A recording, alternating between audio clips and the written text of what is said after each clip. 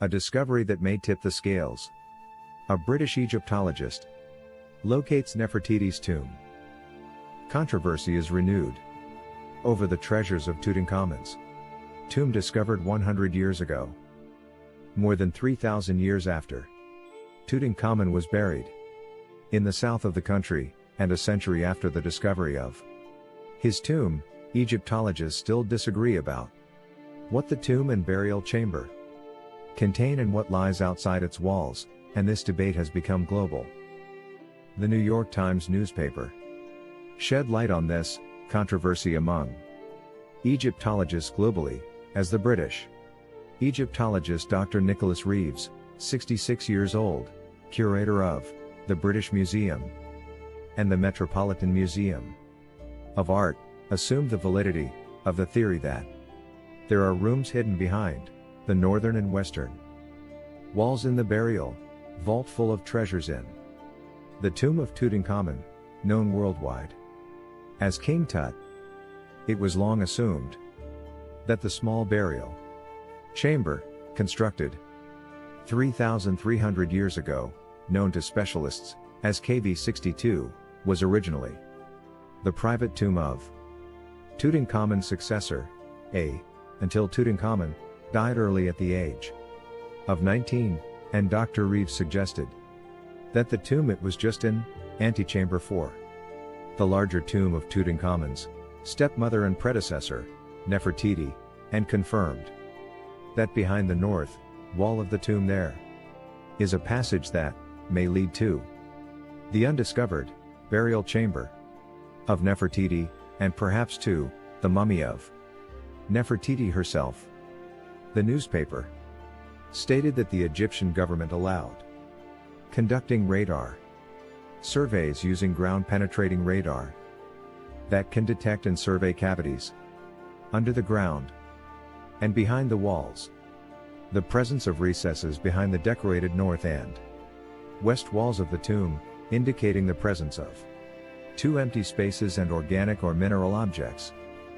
And with great fanfare, he announced that there was about a 90% chance that something, another room, another tomb was located beyond King Tut's burial chamber.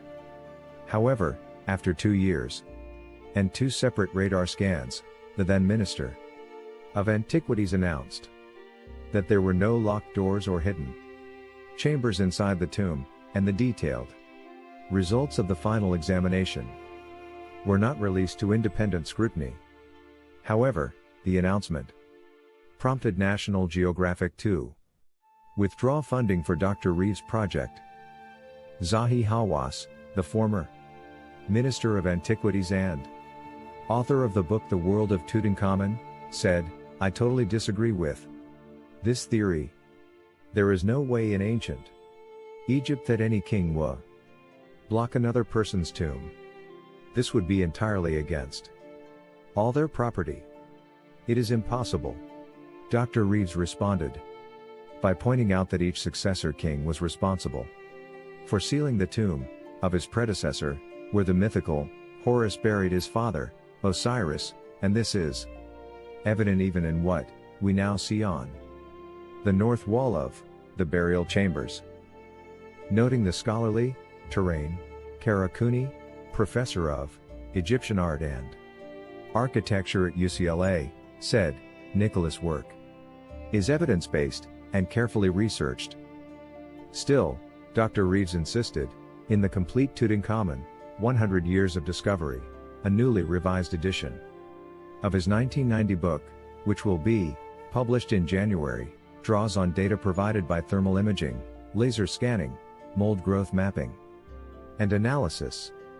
The inscription strongly supported him by discussion scholarship and provocative new evidence, reinforced his belief that Tutankhamun was hastily buried in the front hall of Nefertiti's tomb. After the discovery of the tomb of the Golden Pharaoh Tutankhamun on November 4, 1922, by the British archaeologist and specialist in the history of ancient Egypt, Howard Carter, when he was excavating at the entrance to the tunnel leading to the tomb of King Ramses IV in the Valley of the Kings in Luxor, The discovery is world famous due to the discovery of the Pharaoh's mummy, complete with its contents and all its adornments, including necklaces, rings, a crown, and sticks made of pure gold and ebony wood. According to the theory of the Egyptian archaeologist, Dr. Zahi Hawass, it is likely that Nefertiti was buried in the Tel El Amarna area, and that her tomb was destroyed later, as she moved with Akhenaten from Thebes to Tel El Amarna, and lived with him for a long time.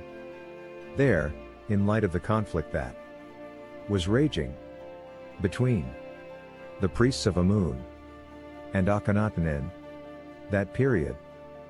In general, the last period of Akhenaten's rule and before Tutankhamun came to power still needs a lot of studies, especially because it is a mysterious period, and therefore Ankh-Sen-Amun lived in Amarna, and after Tutankhamun married her, she lived inside the royal palace in Memphis, and they used to go to Thebes during private religious ceremonies.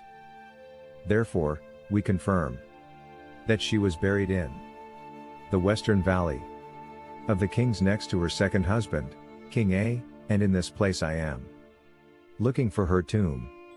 We have known that this queen, after the death of the golden Pharaoh Tutankhamun, sent a letter to the king of the Hittites.